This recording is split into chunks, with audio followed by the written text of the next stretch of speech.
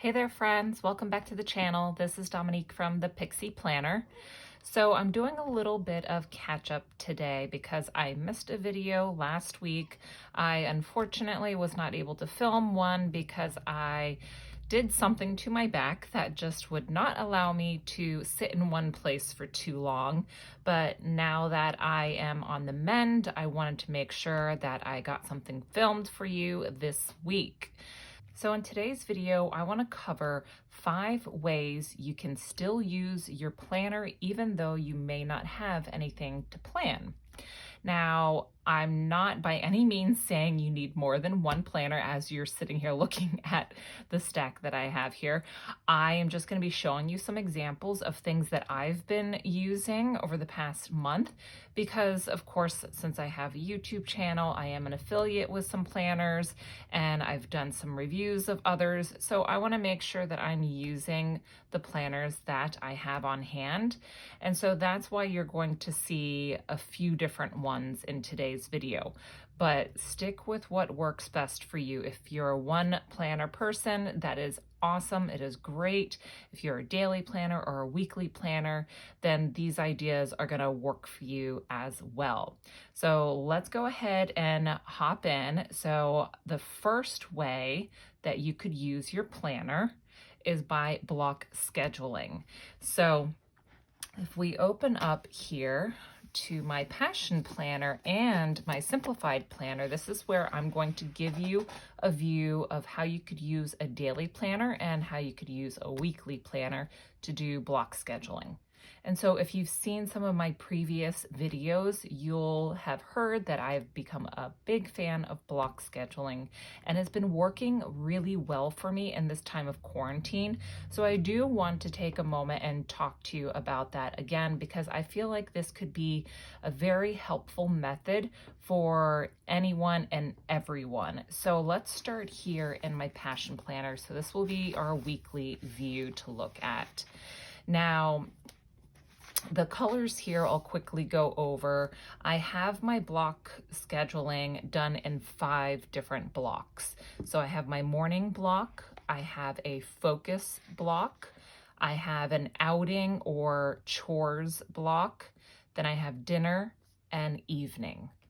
So when I'm sitting down to create my block schedule, what I keep in mind is keeping like tasks together. So for example, if I know that I'm gonna have to do a lot of work on the computer, whether it be because I need to send emails or reply to comments, or print up particular documents, then I'm gonna be tying that all into my focus section. My focus section is where I need to put more thought into things. So if I'm, again, having to send out an email, I want to make sure that I'm putting thought and my full attention into it.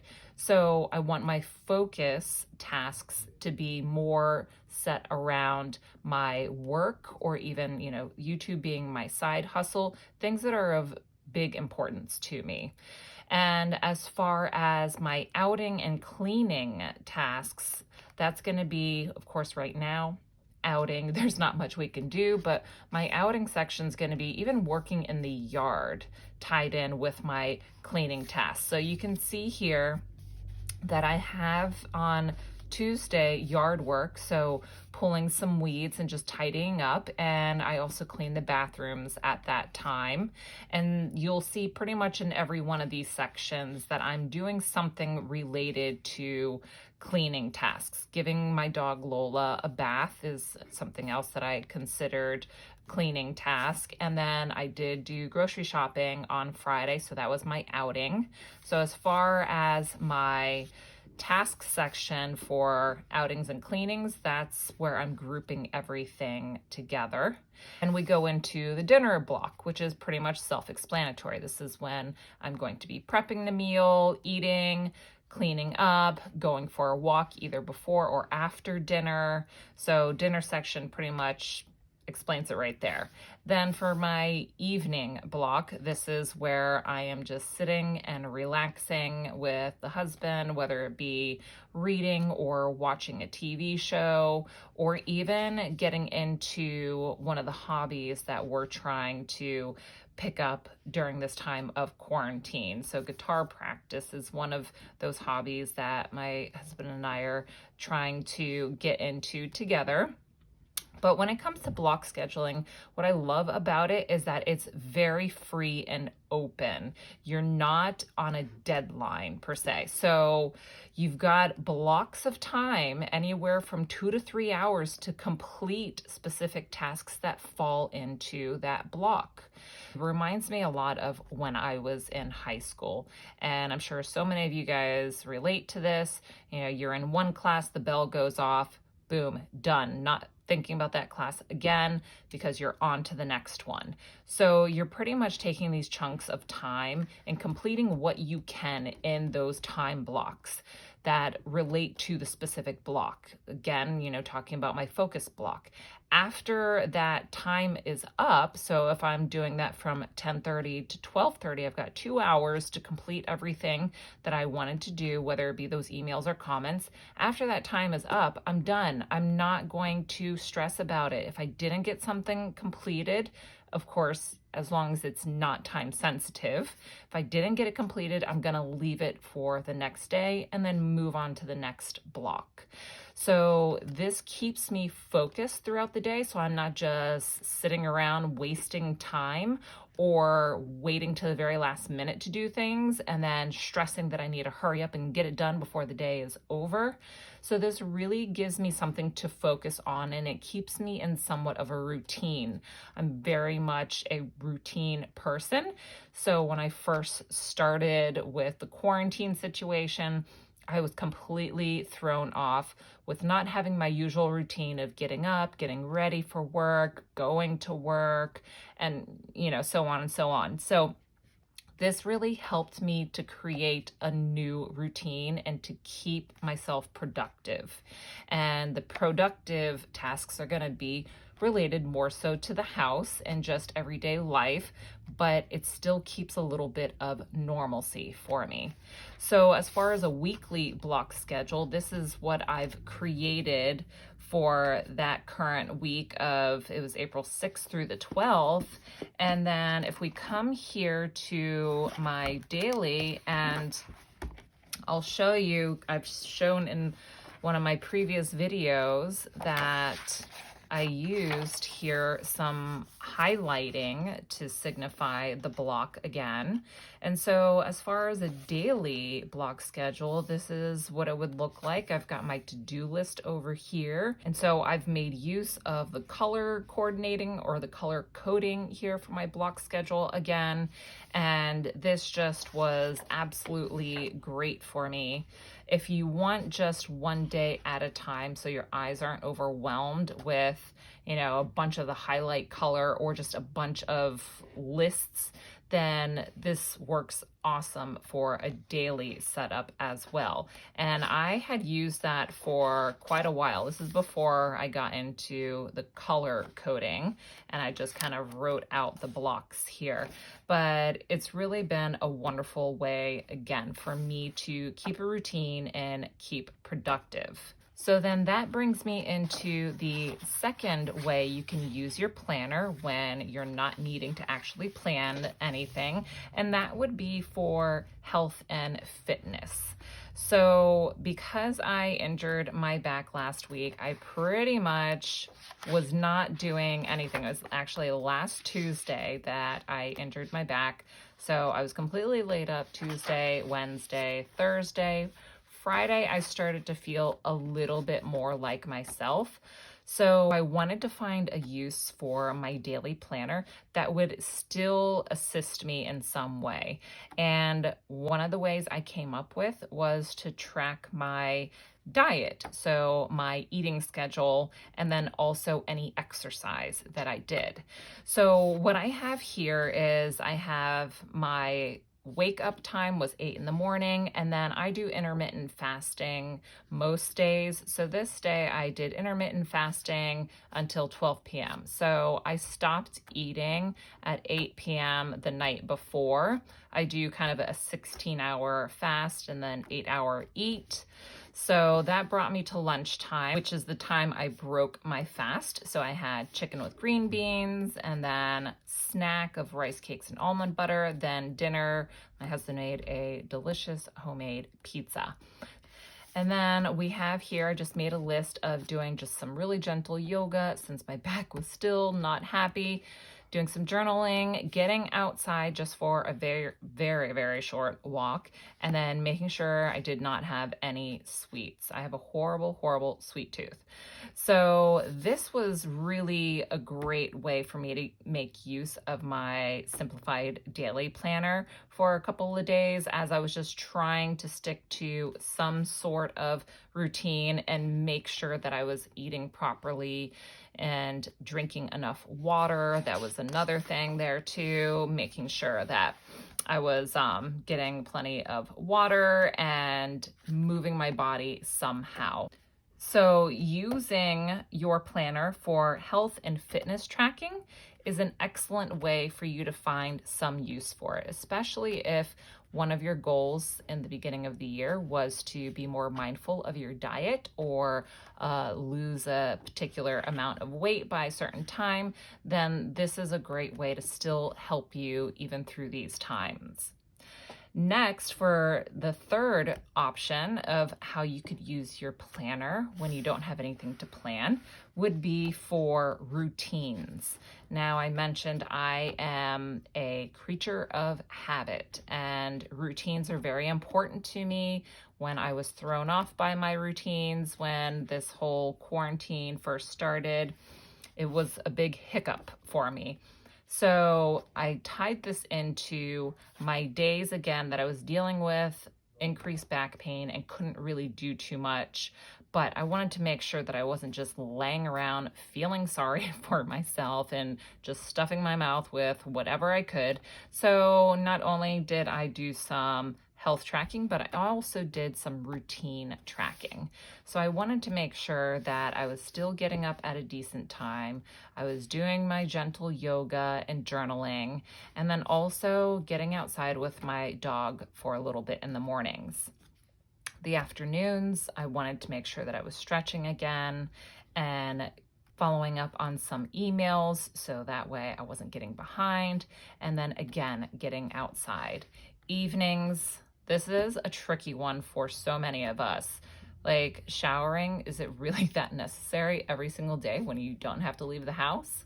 No, but I find that I just feel so much better about myself and just have this great pick-me-up anytime I take a shower. So it's kind of like my pampering routine. I want to make sure that I am taking care of myself. So wanted to make sure I was still showering despite being laid up on the couch, still doing my skincare. I am a huge skincare junkie, and I find that it's a very soothing and fun activity for me in the evenings. And then making sure that I was still taking my supplements. So the routine tracking is something that can be incredibly helpful for those of you who are just being really hit hard with this quarantine situation and losing that motivation, or just feeling like, oh, it's just too easy to just sit around and not do anything. You know, maybe start writing down your morning, afternoon, evenings. What do you want to accomplish? What do you want to make sure you do? And treat it as like a checklist. So that's something that I really enjoyed doing in my daily planner here. And then the reminder again to drink plenty of water. So the fourth option for using your planner, even though you don't have anything to plan, would be for journaling. Now, I'm going to show you here. This is a standard traveler's notebook, and it is from Planner Perfect. I'm absolutely obsessed with this company. They do planner covers, so leather notebook covers, and they also do what they call plan books, which I'll show you in a minute. But I've been journaling in a standard traveler's notebook for a while now, and I'm toying with the idea of actually changing my planning system up for May and incorporating everything within this traveler's notebook, but that's maybe for another video. But when it comes to using your planner and just looking at blank pages and not having any idea what to use it for, think of maybe doing some journaling in it. This is something that I know a lot of people talk about, is journaling in their planners. But for a lot of us that are just starting off with journaling and don't necessarily know what to write, or you're feeling overwhelmed by that blank page, this is something that I struggled with for a very long time. Just take it easy, take it slow. If you look back in history, the original journals were maybe 1 or 2 sentences long. It was treated like an actual diary of the events that happened within that person's life in that day. It wasn't as emotional as we make it nowadays. So maybe start off with just that, and then maybe work yourself up from there into completing a full page or a full 2 pages.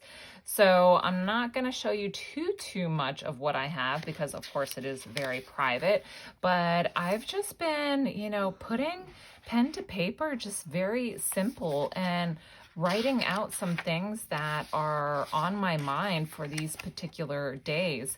And as I mentioned, I've been using this journal for a little while now. And I find that on days where I just don't have anything to, really write out to plan, or I just don't feel like it, because, honestly, just go easy on yourself. If you don't have anything to put in your planner, then don't. Obviously, I'm just giving you these ideas because I think it's great to share ideas, and I'm sure a lot of these have already been spoken about, but sometimes it's nice just to hear it again. I am fine with having blank pages. And I've shown you in my passion planner that I did some time blocking here, but there's gonna be blank pages for sure, because you know what, life happens, and if you're not feeling it, you're not feeling it. So I've been enjoying the times where I just don't feel like doing any planning, just coming to my journal and writing a little bit about the day. Now, I mentioned plan books, and so with the Planner Perfect method, which is their planning style, she has these books here that are just absolutely amazing quality. I think it's like 80-pound Strathmore paper that's in here. I'll have to double check, but I'm sure that's what it is, and it takes to most mediums. And you can choose blank, dot, lined, pretty much whatever you want. So the cover options are endless. Now I have just blank because these are just my kind of journaling books. She does have monthly planners and yearly. So your, month at a glance throughout the whole year. And so for this first book here, this is just kind of my catch-all that I have here. And I have some important dates within this book, but it's all blank because if I am planning on changing things up for May, this is going to be kind of my inbox insert. And then just to show quickly, I have my monthly calendar here just for the year, and this is from Paper and Cats. This is highly inspired by Ink Imperfections on YouTube. I will leave her YouTube channel because I am just obsessed with her. And so I also have here a habit tracking for the daily, weekly, monthly, and projects for the month. And then we go into my actual journal. So these have 80 pages in here. And so you can get, at least I can get a quarter, like the first quarter of the year is when I started this, and I haven't been journaling every single day, but when I feel like it, I come to this book. So I think journaling is a really great option for use of your planner when you don't have anything to plan. And then lastly, we're going to come back to my passion planner. Lastly, self-care. Now, when I think of self-care, I do think of diet with it, but I think of what are you doing to just lift your spirit, improve your mind. So like I had mentioned, my husband and I are trying to build a new hobby. So we're practicing guitar, and there's someone that we are watching on YouTube, and it's just like 10-15 minutes for each of the sessions. But if you find that you want to start a new hobby or you want to learn a new skill, then I think that is some great self-practice to track in your planner. So anytime you are spending a certain amount on that hobby or that skill, make note of it. You know, how much time is it that you spent? What was it that you did? If you're watching a YouTube video, you know, what video is it that you watched? Reading. So I have tracked here the times that I was reading, and because this was more of my block schedule, I didn't have the space. But if I was using my planner just to track my reading, then I would be marking off the amount of time that I spent, how many pages I read of what book it would be. So you can keep track of your reading progress, you can keep track of the hobby or skills that you're working on. Schedule in also time to FaceTime or Zoom with friends and family. So maybe you pick 2 days out of the week where one of those days you're gonna, do a Zoom call with some friends, and then another day it's gonna be a Zoom call with family. Schedule in that time like it's an appointment. I think making sure to keep ourselves connected to our loved ones and to our people is very, very important in this time. So don't lose those connections. Make sure you are really doing everything you can to keep them going, making those phone calls and FaceTime or Zoom calls. So scheduling those things in like it's an actual appointment is another really helpful way to use your planner. So when it comes to self-care, I think that a weekly layout like this would be really great, because then you can look back at the week and see how much you accomplished with the skill that you were working on or the book that you started, and also keeping your relationships as a priority as well. And of course, with self-care, there's a lot more that can go into it, whether it's you're taking the time to give yourself a manicure, pedicure, or doing a facial. It's just a great outlook on all the happy events and the good things that happened throughout the week. So those are my 5 tips for how to use your planner when you don't have anything to plan. So I hope you guys enjoyed these 5 tips that I had for you. I know a lot of them people have already been talking about, but I wanted to just kind of give my twist and input on it. Now, I'm having a lot of fun playing with all of my planners, being that we've got plenty of time. But of course, there's no need for you to have a particular planner. Just use what you have, make the most out of it. If you don't feel like opening it up one day, then that's fine. It's not the end of the world. Just see how you feel tomorrow. I hope you are all doing well and staying healthy, and I appreciate you all so very much. I will see you again soon in my next video. Bye.